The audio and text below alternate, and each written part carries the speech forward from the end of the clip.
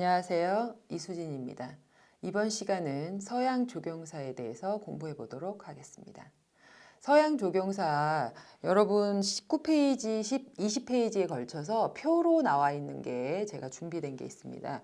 그거는 여러분들이 보시는 게 아무래도 이제 설명을 일단 제가 드리겠지만 표로 이렇게 정리된 걸 보고 싶어 하시더라고요. 그래서 나중에 일단 공부가 다 된 다음에 이 표를 한 번 더 보시면 요약 정리가 되어 있으니까 그걸 한번 나중에 보시는 걸로 할게요. 저는 수업은 그 페이지 20페이지에 있는 그 순서대로 진행을 하도록 하겠습니다. 서양 조경사는 일단 고대, 중세, 근대 뭐 이런 식으로 나누는데요. 일단 이번 시간은 고대 시간. 고대 하면은 이집트, 서부아시아, 그다음 그리스와 로마가 있습니다. 뭐 크게 이렇게 나누는 겁니다. 우리가 조경의 역사를 지금 이야기하고 있는데요. 자, 이집트는 여러분 이집트 하면 뭐가 제일 많이 생각나시냐면 아마 스핑크스, 피라미드 이걸 아마 생각을 하시게 됩니다. 또 하나는 사막을 생각하시는데요. 자, 이집트의 조경은 어떤 거였을까요? 여러분 금방 말씀드린 것처럼 이집트는 사막, 모래로 둘러싸이는 지역이에요. 그래서 아무래도 집이 담이 높다거나 그다음에 그 담이 높으니까 폐쇄된 지역 안에 중정이 발달했다라고 보면 됩니다. 크게 여기서는 주택정원과 신전정원, 묘지정원 이렇게 크게 세 가지의 정원의 형태를 나타내고 있는데요. 대부분 이것들은 현존하는 것은 그렇게 많이 남아있지는 않고요. 벽화라든지 아니면 문헌에 존재하는 거라고 보시면 되겠습니다. 이집트의 특징은 제가 금방 말씀드린 강수량이 적고 사막이고 무덥고 건조한 지역입니다. 종교는요. 태양신을 숭배했지만 그 외에도 다신교였어요. 여러 가지 신을 다 섬겼죠. 사실은 이 고대의 이 나라들은요. 다 다신교를 섬겼다고 보시면 되겠습니다. 건축은 뭐 신전 건축이나 분묘 건축들이 발달을 했고요. 그 사용한 식물은 시커모, 대추야자, 파피루스, 연꽃 등이 있습니다. 제일 첫 번째 주택정원에 대해서 잠깐 말씀을 드릴게요. 주택정원이 지금 현존할까요? 아니죠. 현존하는 건 없고요. 무덤 벽화로 추측만 할 뿐입니다. 이 이집트의 주택정원의 경우는 좌우 대칭형으로 구성되어 있는데요. 아까 제가 조경 양식에서 초반에는 정형식, 어떤 축을, 가상의 축을 중심으로 이 양쪽의 좌우 대칭백이 똑같이 정원을 형성하는 것이 대부분이었다라고 생각하시면 됩니다. 여기 보시면 높은 울담 뭐 이런 것들이 나와 있습니다. 특히 테베 지역의 아메노피스 3세의 신화의 분묘에서 보면은요, 굉장히 아름답게 정원이 되어 있다는 것을 아실 수가 있습니다. 무덤 벽화입니다. 현존하지 않아요. 예. 그 다음 신전정원인데요. 제가 좀 전에 말씀드린 것처럼 이집트는 다신교, 특히 태양의 신을 모셨기 때문에 이 신전정원이 발달을 했습니다. 대표적인 것은 핫셉수투 여왕의 장제신전인데요. 이거는 실제 지금 현재 현존해 있습니다. 굉장히 멋지죠. 세 개의 단으로 조성이 되어 있는데요. 옆에서 봤을 때 이렇게 단이 이렇게 단으로 되어 있어요. 그래서 기둥이 쫙 돼 있고 앞에 스핑크스가 아니라 조각이 돼 있는 동물이라든지 그다음에 합세스투 여왕의 그 흉상이라든지 이런 것들이 돼 있는데 그 아들이 굉장히 엄마를 싫어했나 봐요. 친엄마가 아니었던 걸 알고 있는데 그래서 그 얼굴이 뭉개져 있습니다. 어쨌든 그런 동상들이 세워져 있어요. 그래서 이 신전을 중심으로 정원을 조성했다라는 것을 알 수 있었습니다. 다음은 묘지정원인데요. 묘지, 사자의 정원입니다. 죽은 자의 정원이죠. 신우의 이야기에서 보면요. 죽은 자를 위로하기 위해 무덤 앞에 정원을 설치했다라는 구절이 나옵니다. 이 역시 현존하는 것이 아니라 문헌에 나와 있다는 걸 알 수 있습니다. 특히 아까도 얘기한 테베의 아메노피스 3세의 신하의 분묘가 있었다 그랬죠. 이 묘지 정원도 태베에 있는데 레크미라의 묘지 정원에 나와 있습니다. 중심에 직사각형 어떻게 되어 있냐면요. 중심에 이렇게 직사각형의 연못이 있고 여기 배가를 이렇게 띄워놨어요. 사방에 나무를 줄 이렇게 심어 놓고요. 여기 키오스크가 이렇게 있습니다. 주군이는 여기 배에 있고요. 뭐 노예들이 여기서 수목에 물을 주는 그런 요런 벽화가 있어요. 그래서 아, 그때 정원이 죽은 자를 위한 정원이 있었구나라고 우리가 미루어 짐작을 하는 거죠. 이렇게 이집트는 주택 정원과 신전 정원, 묘지 정원 이 세 가지가 발달했다는 것을 알 수 있었습니다.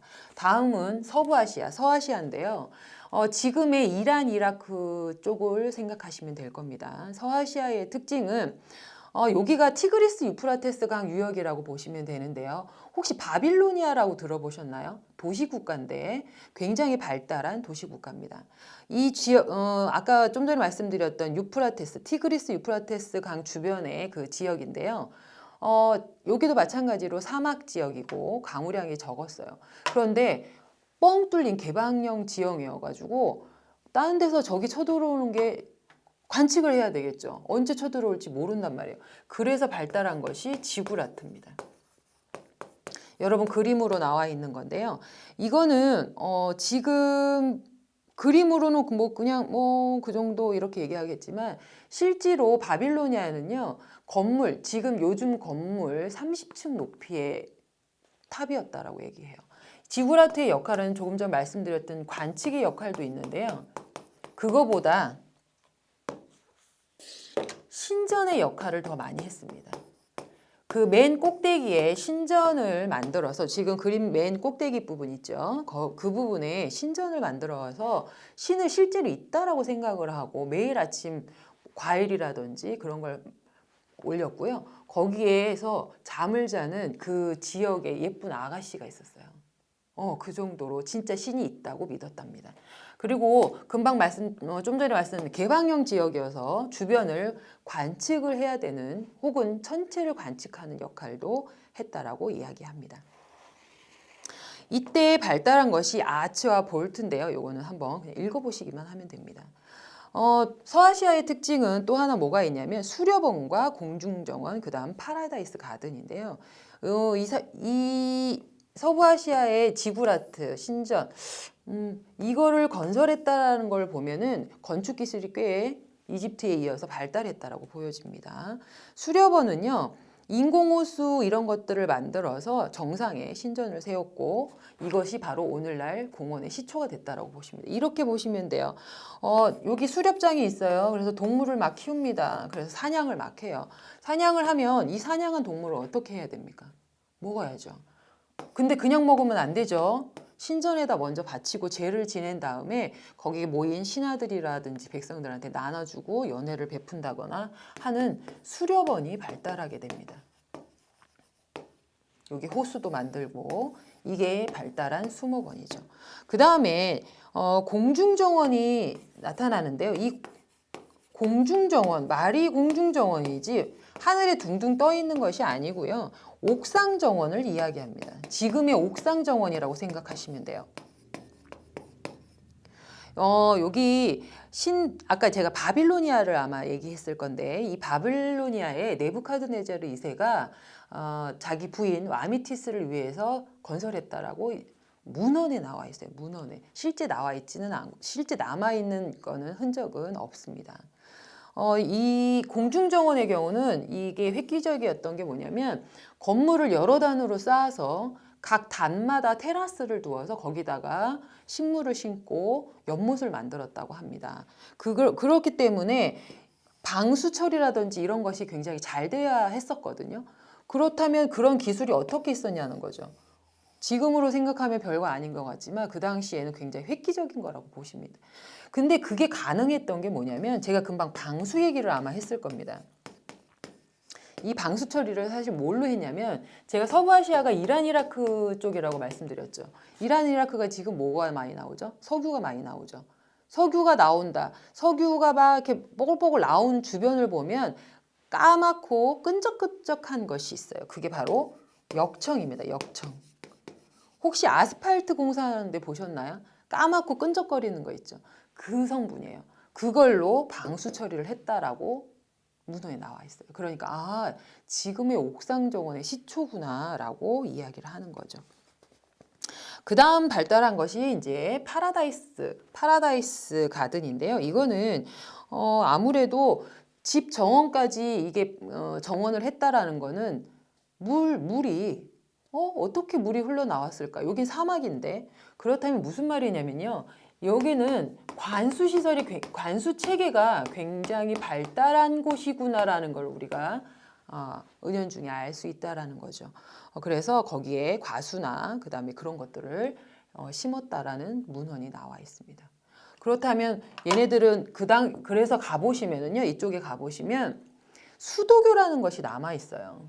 이렇게 산에서 계곡에서 밑에까지 여기 사람들이 사는 집까지 물을 끌어내려야 되잖아요. 그래서 여기다 이렇게 다리를 만들어서 물을 여기까지 가지고 오는 수도교라는 것이 아직도 남아 있습니다. 그만큼 관수 체계가 굉장히 발달했다라고 보는 거죠.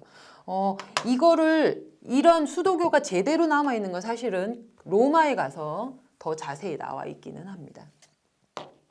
자, 그 다음은 이제 그리스로 넘어가 볼게요. 그리스는 여러분 아시다시피 지중해에 있습니다. 지중해가 어떤 곳이죠? 사철 굉장히 온난하고 놀기 딱 좋은 나라예요. 그리스가. 그러니까 그 지역 사람들도 보면 놀고 뭐 맨날 밖에 돌아다니고 이런 걸 좋아하는 성향을 가졌다라고 해요. 우리나라 사람들하고 비슷하죠. 네, 국민성이 그래서 5개 생활을 즐겼다라고 나와 있습니다. 그래서 제가 금방 말씀드린 대로 지중해성 기후고 5개 생활을 좋아했다. 그럼 집에 별로 없었어요. 주택정원이 있긴 있었지만 그거보다 5개 나오니까 뭐가 많이 발달하냐? 광장이 발달하게 되는 겁니다. 집에 안 있고 다 밖에 쏟아져 나오는 거예요. 그럼 그 많은 사람들이 어디에 모여요? 광장에 나오는 거죠. 자, 그 광장의 개념을 이제 그리스와 로마에서 나오기 시작합니다. 자, 이 그리스에서의 광장을 우리는 아고라라고 얘기합니다. 이것이 나중에 로마에 가서 포럼으로 발달을 하는데 어쨌든 이 아고라라고 하는 이 광장은 무슨 역할을 했냐면요. 시장, 그 다음에 집회, 연설 등을 했습니다.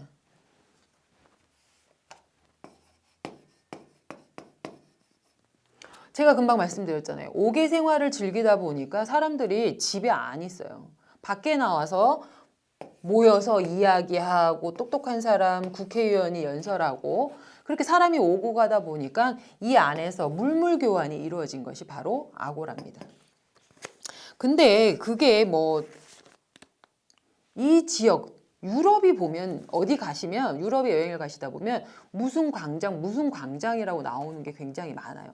이거는 뭐냐면 유럽 사람들이 보면 이렇게 나와서 같이 사람들끼리 대화를 하거나 토론하거나 이런 것들이 발달하죠. 다음은 주택정원에 대해서 설명을 잠깐 드리자면 그렇다고 해서 이렇게 밖에 생활을 했다고 해서 집이 없진 않았을 거 아닙니까? 주택이 있었는데요. 주택정원 같은 경우는 메가라운 타입이라고 그래서 중정식 정원이라고 보시면 됩니다.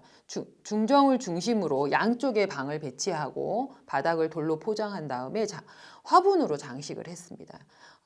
외부에 폐쇄적인 내향적 구조라고 하는데 그럴 수밖에 없는 게 집이 이렇게 있으면 여기 방이 이렇게 있고요. 여기 방이에요. 이 안에다가 조경을 했기 때문에 사람이 들어가지 않으면 이 정원을 볼 수가 없는 상황이죠. 그래서 폐쇄적인 내향적 구성이었다라고 나와 있습니다. 자, 그러면 그 대표적인 주택 정원의 양식이 뭐가 있었냐면 아도니스원이라는 것이 있었어요. 아도니스는 여기 제가 이제 글에 나타났는데 아프로디테의 신 여신이 이 아도니스의 미소년. 그러니까 이 미소년 이름이 아도니스인데 굉장히 예뻤나 봐요. 그래서 얘를 되게 예뻐합니다. 되게 예뻐하니까 그 남편이 얘를 죽이죠. 그래서 얘를 너무 죽음을 슬퍼하고 얘 죽음을 기리기 위해서 이 아도니스를 기리기 위해서, 그러니까 주부들이, 여인네들이 이 아도니스를 기원하기 위한 정원을 꾸미게 되는 겁니다. 그래서 이 아도니스의 푸르름, 싱싱함, 1년초 식물들을 바스켓에 담아서 정원에 장식하는 양식이 나타났다라고 합니다. 그 다음 아까 얘기한 아고라를 외에도 공공정원이 또 있었는데요. 성림이라고 이렇게 보시면 됩니다. 그리스도 다신교였어요. 다신교의 신전이 이렇게 있어요. 신전을 가는 길에 쭉 가는데 이 주변을 얼마나 멋있게 장식을 해야 신전이 더 돋보일 거 아닙니까? 그래서 이 성림이 발달하게 됩니다. 성림. 신전 주변에 성림이 발달하는데 나무를 아무나 심는 것이 아니라 그 신을 상징하는 나무를 심었습니다. 여러분 아마 그리스 로마 신화라는 책을 많이 읽어보셨을 텐데요. 거기 나오면 신들이 많이 등장하죠. 네, 그 당시에는 다 신교였는데 어쨌든 그 여러 신들 중에 여기 보시면 떡갈나무는 제우스를, 월계수는 아폴론을, 올리브나무는 아테네를 상징했기 때문에 만약에 아테네 신전이다 그러면 여기 올리브를 많이 심었겠죠. 그렇게 해서 성림을 조성했습니다. 또 하나 청년들의 체력 단련 시설인 짐나지움이라든지 요즘 왜 운동하는 곳을 무슨 짐이라고 많이 하잖아요. 거기서 따온 거라고 보시면 됩니다. 그 다음 우리 공부하는 곳을 우리 아카데미라고 하죠. 이것도 여기서 나온 말입니다. 아카데미입니다. 학습의 장이고요. 플라톤이 설립을 했는데 그 전에 제가 아까 얘기한 소크라테스라든 유명한 철학자들이 사람들을 모아놓고 연설을 하거나 강의를 하거나 연설을 하거나 하면서 생긴 것이 아카데미인데 뭐 재단 같은 단에다가 그냥 뭐 우리가 거창하게 뭐 건물을 지어서 책상을 놓고 뭐 칠판을 놓고 이런 게 아니라 그냥 이렇게 단을 딱 만들어서 여기서 사람이 서서 이제 얘기를 하면 그냥 사람들이 막 여기 앉아가지고 설명을 듣는 거예요. 예. 그런데 이제 앉아서 듣다 보니까 너무 힘드니까 정자라든지 벤치를 설치한 거죠. 그게 이제 아카데미의 시초가 됩니다. 또 하나 그리스에서 좀 특징적인 것이 바로 도시계획인데요. 밀레토스라는 지역을 히포데이무스라는 조경가가 설계하게 됩니다. 이때 이제 처음으로 조경계획이거나 혹은 조경가라는 말이 나오는 거죠. 이 밀레토스는 장방형, 특히 격자형 도로망을 가진 도시계획인데요. 우리나라의 경우는 계획도시가 어디 있죠? 창원입니다. 창원. 그래서 창원을 가보시면 굉장히 격자형으로 도로가 돼 있어요. 근데 이 당시에 있었다는 건 굉장히 획기적이라고 보는 거죠. 그 밑에 보시면 아고라, 제가 처음에 말씀드렸던 아고라에 대한 설명이 나와 있습니다. 자, 다음 로마로 넘어가실 건데요. 로마는 그리스와 비슷합니다. 지중해성 기후고요. 온난했기 때문에 얘네도 마찬가지로 광장이 발달합니다. 또 하나 구릉지에 빌라, 별장을 만들면서 이 별장이 발달하게 되죠. 여러분 여기에는 빌라라고 나와 있죠. 예, 별장입니다. 근데 우리나라는 지금 빌라를 다세대 주택으로 빌라를 사용하고 있는데 실제 이게 별장이라는 의미예요. 별장. 구릉지에다가 별장을 만들어서 거기에 이제 그 별장이 안에 아무래도 정원을 아름답게 꾸몄겠죠. 그게 이제 발달이 됩니다. 주택 정원은 여기 여러분 그림에 나와 있는 거를 잘 보셔야 됩니다. 제가 표로도 지금 설명을 드려놨는데요. 공간 구성은 입구 처음에 아트리움이 있고요. 그 아트리움에는 위에 천장이 뻥 뚫린 천창 컴플루비움이 있고요. 그 밑에 뻥 뚫렸으니까 물이 떨어지겠죠. 빗물이 떨어지겠죠. 빗물바지인 인플루비움으로 구성되어 있습니다. 자, 물이 떨어지고 이렇게 하면 지저분하겠죠. 그러니까 바닥을 포장을 해놨습니다. 바닥을 포장하니까 식물을 어떻게 심어요? 화분에다 심었죠. 그래서 여기에는 바닥은 돌로 포장돼 있고 화분 장식, 천창과 빗물바지 수반이 있었다라고 나와 있습니다. 이곳은 개인적으로 사적으로 사용하려고 만든 곳이 아니고요. 이 부분에는 응접실이 있었어요. 양쪽 옆에 응접실이 있어서 손님을 접대하기 위한 공간이라고 보시면 됩니다. 즉 공적 공간이라고 이야기할 수 있습니다. 그럼 제1중정인 아트리움을 지나가면은 제2중정 페리스틸리움이 나옵니다. 페리스틸리움은 앞서 말한 아트리움과 달리 굉장히 사적인 공간인데요. 이 공간엔 양쪽엔 안방이라든지 자녀들의 방이 있어요. 그래서 굉장히 사적인 공간이라고 되어 있습니다. 그 다음에 여기는 바닥에 포장을 하지 않고 중간에 분수라든지 뭐 조각이라든지 이런 거를 배치해서 아름답게 꽃으로 꾸몄다라고 합니다. 마지막에 맨 뒤쪽으로 가면 지스터스 후원이 나오는데요. 여기에는 아무래도 후원이다 보니까 우리나라도 뒤에다가 뭘 많이 키우죠? 텃밭에 채소라든지 과실수 혹은 약초 같은 것들을 키웠다라고 나와 있습니다. 자, 지금 그림 그 위에 있는 표까지 해서 반드시 외우셔야 됩니다. 발음이 좀 힘드실 거예요. 아트리움, 페리스틸리움, 지스터스. 이거를 내가 말하면서 외우는 것까지는 안 되더라도 제1중정과 제2중정 그 용도와 특징에 대해서는 꼭 외우셔야 할 겁니다. 이게 문제에 자주 출제되는 부분이기 때문에 각 특성들이 많이 나와요. 예를 들어서 다음 중 아트리움에 없는 것은 아트리움에 대한 설명으로 바른 것은 바르지 않은 것은 이런 식의 문제가 많이 나오기 때문에 꼭 읽어보시고 그다음에 암기하실 수 있도록 노력해 보시면 좋을 것 같습니다. 자, 계속해서 제가 로마의 구릉지에 별장이 발달했다라고 말씀을 드렸는데 그 대표적 빌라, 별장의 명칭은 라우렌티장, 그 다음에 아드리아누스장 이런 것들이 있습니다.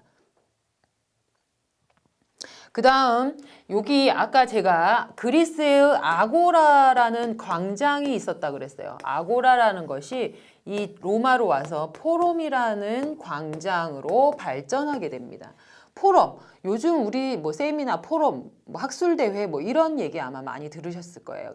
거기서 따온 말이에요. 광장의 명칭이 포럼인데 요거는 좀 아고라와 조금 다른 것이 뭐냐면 시장의 역할이 빠집니다. 제가 아까 아고라는 물물 교환이 이루어졌다라고 말씀을 드렸는데 요거는 시장의 개념은 빠지고 집회와 연설 등이 있죠. 그래서 지금 제가 학술대회나 이런 거를 포럼이라고 하는 이유입니다. 그 외에도 그 앞부분에 보시면은 이탈리아의 프라자라든지 프랑스의 스퀘어, 플레이스 이런 식의 그 각 유럽의 광장의 명칭이 나와 있습니다. 그걸로 미루어 보아서 제가 처음 중간쯤 말씀드린 것처럼 유럽은 이 광장에 모여서 서로 토론을 하거나 이야기를 나누거나 정보를 나누는 것들을 많이 했다라고 보여집니다. 자, 이것으로 서양 조경 고대에 대해서 알아봤는데요. 다음 시간은 중세 유럽 및 르네상스 조경에 대해서 알아보도록 하겠습니다.